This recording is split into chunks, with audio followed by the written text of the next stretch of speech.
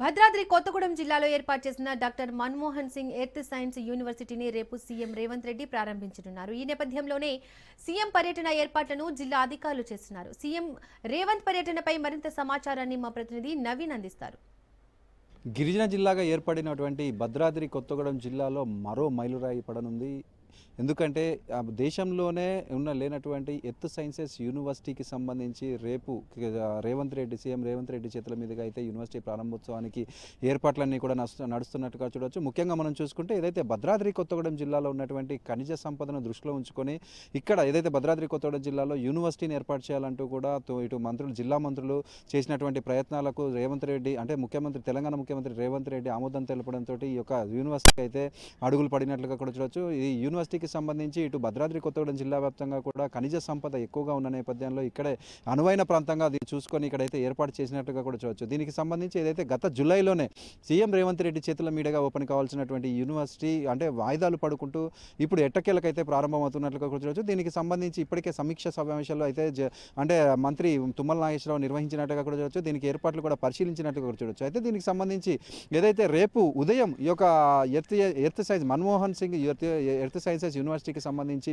రేపు ప్రారంభం కానున్న నేపథ్యంలో ఇటు జిల్లా కలెక్టర్ జితేష్ వి పాటిల్ కావచ్చు, జిల్లా ఎస్పీ రోహిత్ రాజ్ వీరైతే ఇక్కడ ఉన్నటువంటి ఏర్పాట్లన్నింటినీ కూడా పర్యవేక్షిస్తున్న పరిస్థితి కూడా ఉంది. అదేవిధంగా ఇటు ఈ జిల్లాకు సంబంధించినటువంటి ఎమ్మెల్యేలు కావచ్చు, లేకపోతే ఉమ్మడి ఖమ్మం జిల్లాకు సంబంధించినటువంటి మంత్రులు కూడా ఈ యొక్క ఏర్పాట్లను అయితే సమీక్షా సమావేశాలు నిర్వహిస్తున్న పరిస్థితి కూడా ఉంది. ఇదిగా యూనివర్సిటీ పరంగా చూసుకుంటే ఏదైతే యూనివర్సిటీ ప్రారంభానికి సంబంధించి ఇప్పటికీ 80 మంది అయితే మొత్తంగా 60 మంది విద్యార్థులు అయితే ఇప్పటికీ చదువుతున్నట్లుగా కూడా చూడవచ్చు.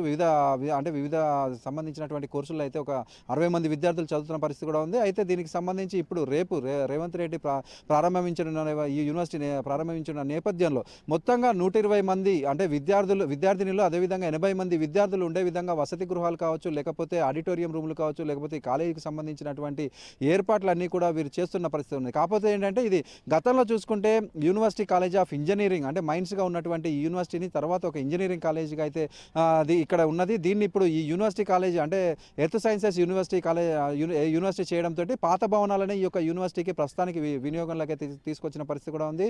అదేవిధంగా ఈ యొక్క యూనివర్సిటీకి సంబంధించినటువంటి బిల్డింగ్ను రేపు రేవంత్ రెడ్డి ప్రారంభించవచ్చు. అంటే మనం విజువల్స్లో చూసుకోవచ్చు. ఏదైతే ఐడిఓసిలో ఉన్నటువంటి ఐడిఓసి కార్యాలయంలో ఉన్నటువంటి అక్కడ హెలిప్యాడ్కి అయితే రేవంత్ రెడ్డి చేరుకుంటారు. అక్కడ నుంచి నేరుగా ఈ యొక్క యూనివర్సిటీ ప్రాంగణానికి వస్తారు. ఇక్కడ ఈ యొక్క దీనికి సంబంధించినటువంటి ఈ యొక్క బిల్డింగ్ని ప్రారంభిస్తారు. అనంతరం ఇక్కడ బహిరంగ సభలో కూడా ప్రసంగిస్తారు. అంటే దీనికి సంబంధించి ఏర్పాట్లన్నీ ఇప్పటికీ అధికారులందరూ కూడా పూర్తి చేసినట్లుగా కూడా చూడవచ్చు. అంటే ఈ ఏర్పాట్లకు సంబంధించి ఇటు జిల్లా అధికారులతో పాటు ఇటు మంత్రులు అదేవిధంగా ఎమ్మెల్యేలకు కావచ్చు, లేకపోతే ఇటు జితేష్ పాటిల్ కావచ్చు, లేదా భద్రతా పరంగా ఇటు జిల్లా ఎస్పీగా ఉన్నటువంటి రోహిత్ రాజు అన్నీ కూడా దగ్గర ఉండి పర్యవేక్షిస్తున్న పరిస్థితి కూడా ఉంది.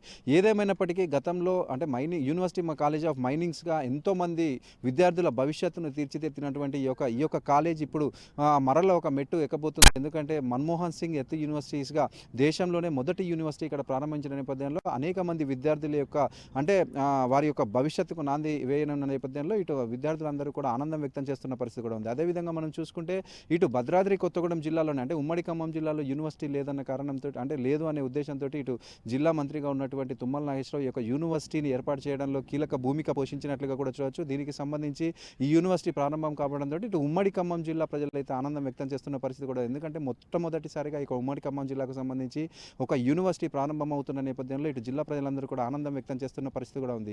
కెమెరామెన్ మధుతో నవీన్, రాజ్ న్యూస్, భద్రాద్రి జిల్లా.